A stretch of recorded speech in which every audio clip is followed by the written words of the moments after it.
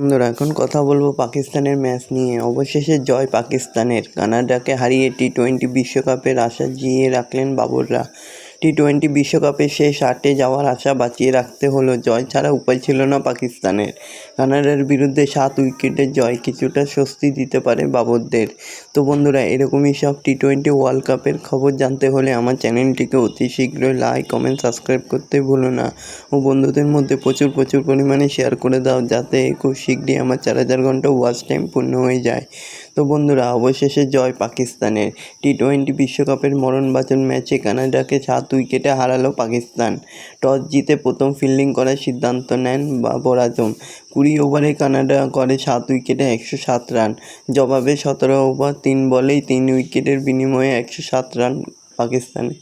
এই জয়ের ফলে টি-20 বিশ্বকাপের সুপার 8 পর্বের আশা জিইয়ে রাখলেন বাবররা।